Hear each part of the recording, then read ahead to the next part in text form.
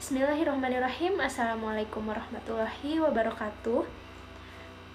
Pertama-tama marilah kita panjatkan puji beserta syukur kehadirat Allah Subhanahu wa Ta'ala, yang mana berkat rahmat, nikmat, dan hidayahnya kita dapat bertemu dalam acara seminar kuliah praktik kali ini, meskipun hanya dapat dilaksanakan secara online.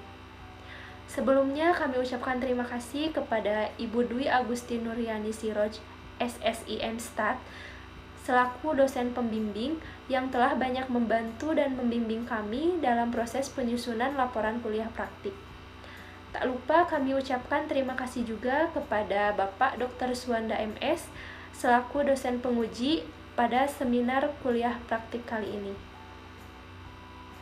Di sini kami akan mempresentasikan hasil laporan kuliah praktik yang berjudul Peramalan Indeks Harga Konsumen Kota Tasikmalaya dengan metode Double Exponential Smoothing dari Brown, yang beranggotakan saya sendiri, Dinda Tisna Utami dengan NPM 018, Anissa Juwita Mahalani dengan NPM 033, dan Marcelia Mutiarani dengan NPM 119.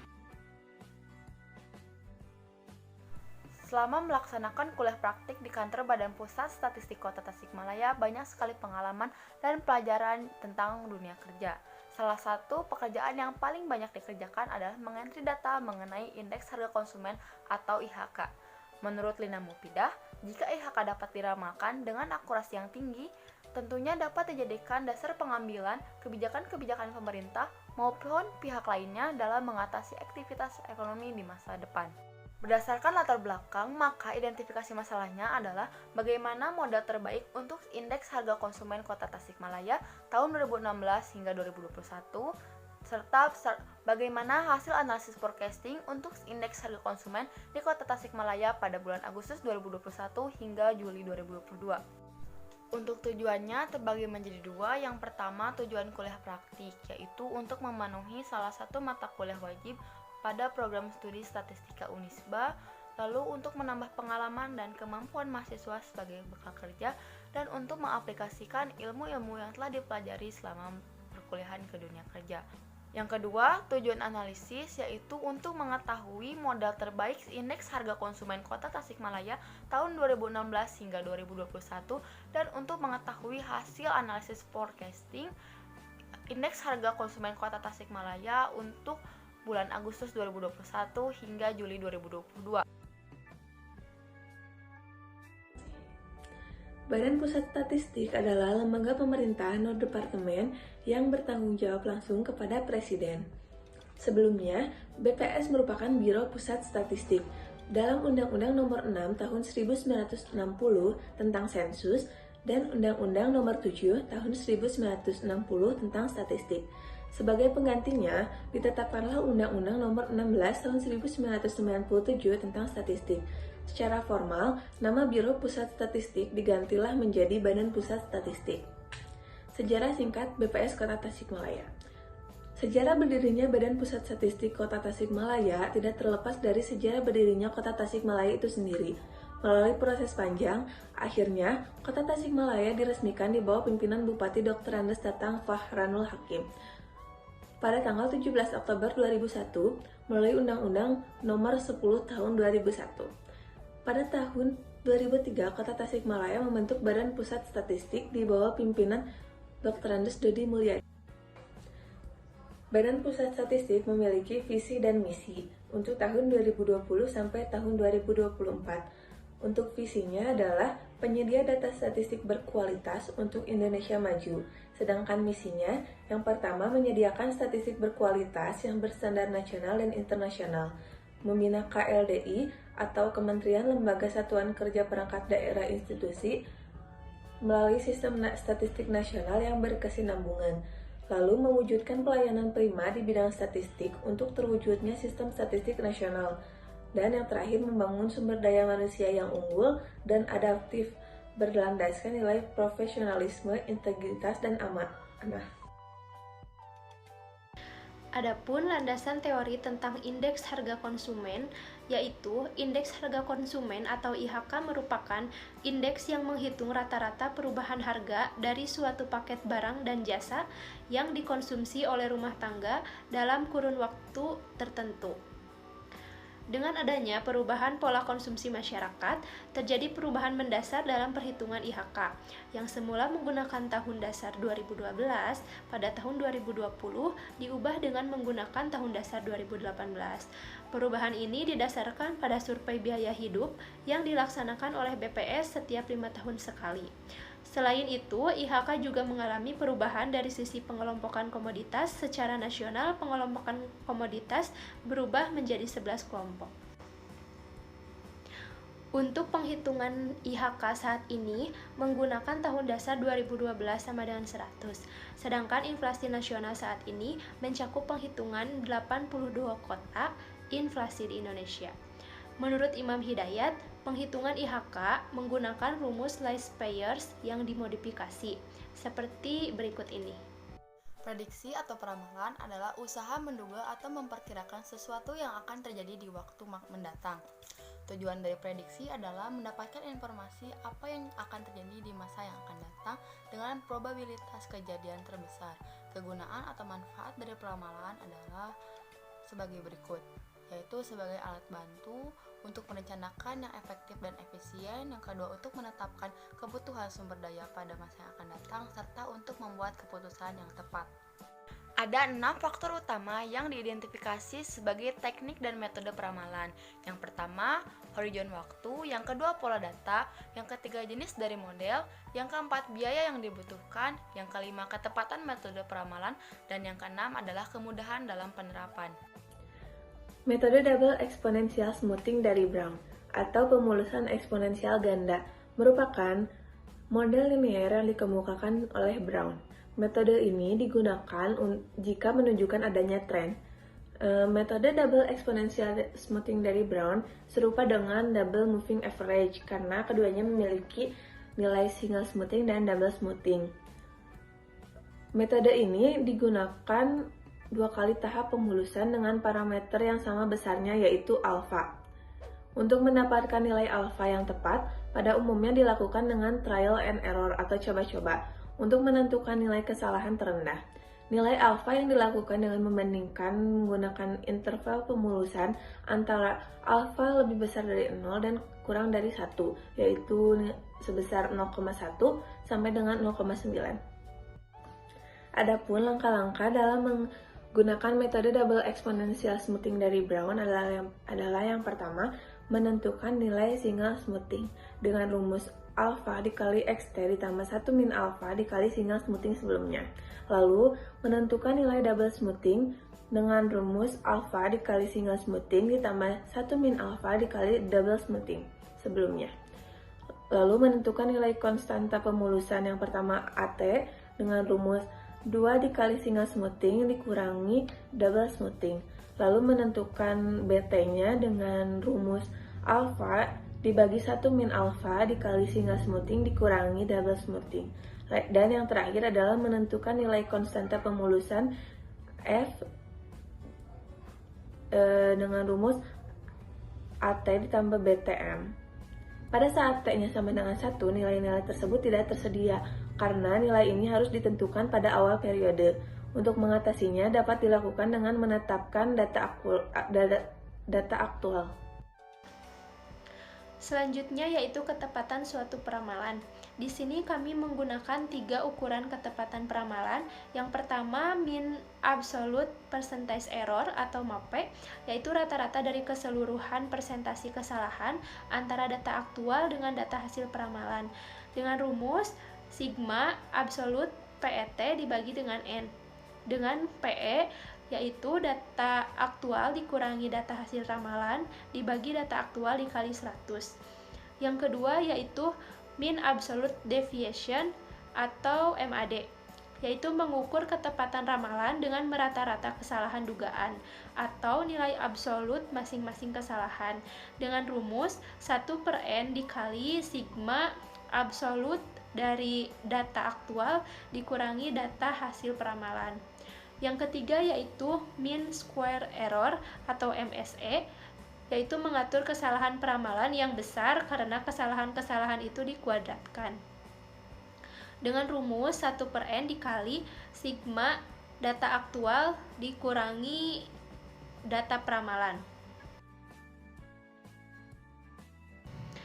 Untuk kegiatan kuliah praktik sendiri dilaksanakan di kantor Badan Pusat Statistik Kota Tasikmalaya yang dilaksanakan pada tanggal 28 Juni sampai 13 Agustus 2021 yang setiap harinya dilaksanakan pada pukul 7.30 sampai dengan pukul 4 dengan pembimbing lapangan yaitu Bapak Budi Siswanto SSTMP.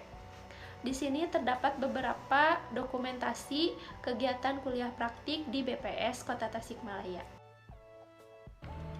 Adapun kegiatan yang saya lakukan selama mengikuti kuliah praktik yaitu lebih ke membantu mengentri data, seperti mengentri data survei industri mikro dan kecil triwulan maupun tahunan, mengentri data survei kebutuhan data, data survei lembaga keuangan koperasi simpan pinjam, data survei perusahaan atau usaha penyedia jasa akomodasi, data survei harga konsumen, data daftar isian tingkat penghunian kamar hotel, melengkapi surat tugas untuk mitra statistik, mengecek ulang data realisasi APBD, serta mengisi berita resmi statistik pada web BPS Tasikmalaya. Kegiatan yang dilakukan selama kuliah praktik hampir 80% membantu mengentri data. Selain membantu mengentri data, saya pun membantu untuk mengedit buku, membantu mengisi ulang survei, serta membantu mengisi berita resmi untuk web BPS. Selama melaksanakan kuliah praktik, kegiatan yang saya lakukan adalah mengentri data.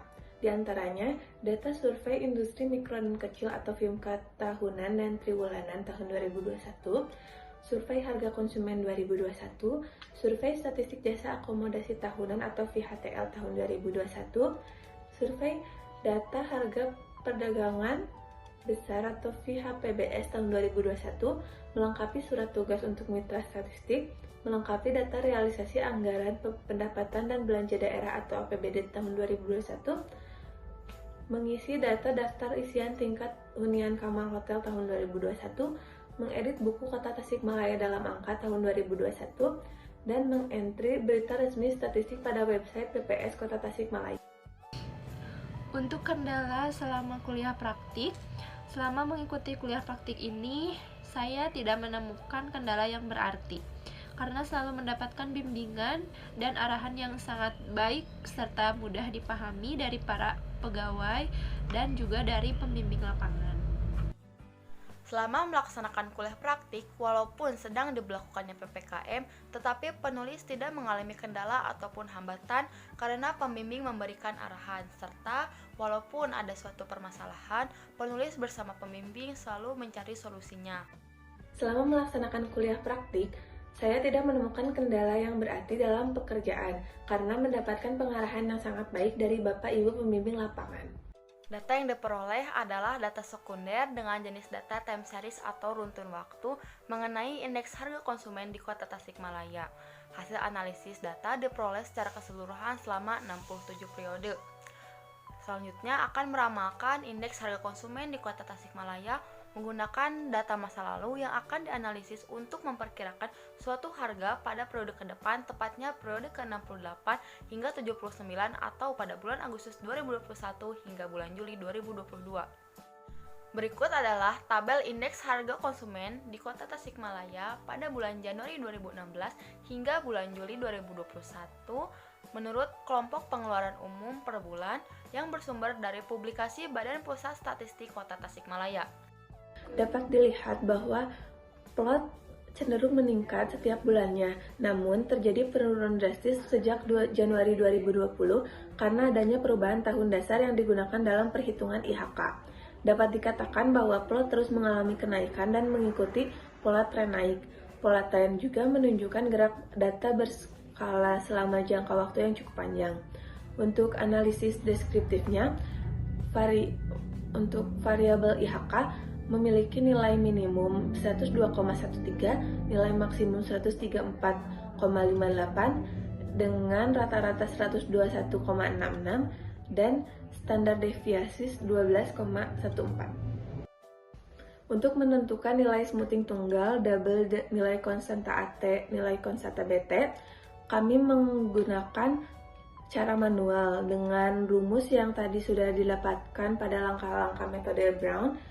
Didapatkanlah perhitungan sebagai berikut. Kami menggunakan cara trial and error dimulai dari parameter alfa 0,1 sampai alfa 0,9.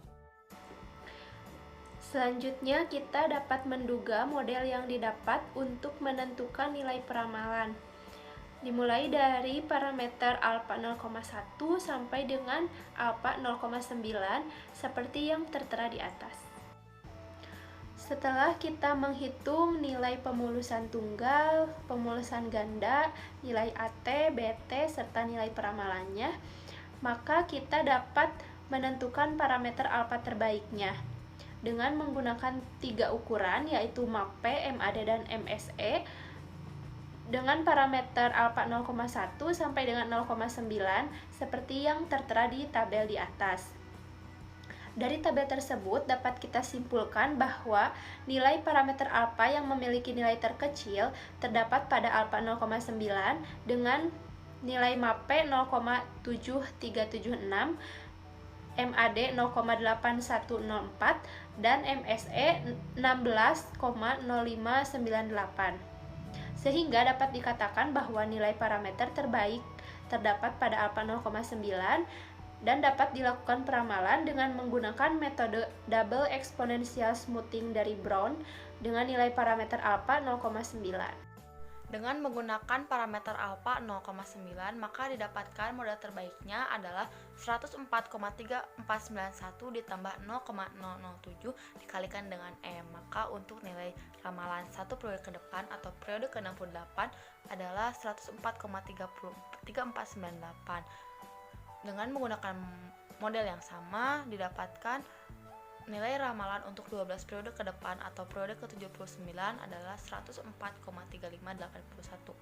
Berikut adalah nilai ramalan IHK Kota Tasikmalaya untuk 12 periode ke depan atau mulai dari Agustus 2021 hingga Juli 2022. Berdasarkan analisis hasil peramalan yang dilakukan, terlihat bahwa IHK Kota Tasikmalaya untuk bulan Agustus 2021 hingga bulan Juli 2022 terus meningkat setiap bulannya. Hal ini akan berdampak terhadap laju inflasi. Artinya, inflasi Kota Tasikmalaya akan terus mengalami peningkatan seiring dengan meningkatnya nilai IHK. Jadi, dapat disimpulkan bahwa kami memiliki model terbaik yang didapat untuk peramalan nilai indeks harga konsumen atau IHK di Kota Tasikmalaya adalah sebesar 104,3491 ditambah 0,0007 M dengan parameter alfa sama dengan 0,9 karena melihat nilai MAP terkecil sebesar 0,737673, MSE terkecilnya sebesar 16,05984 dan MAD terkecilnya sebesar 0,810447.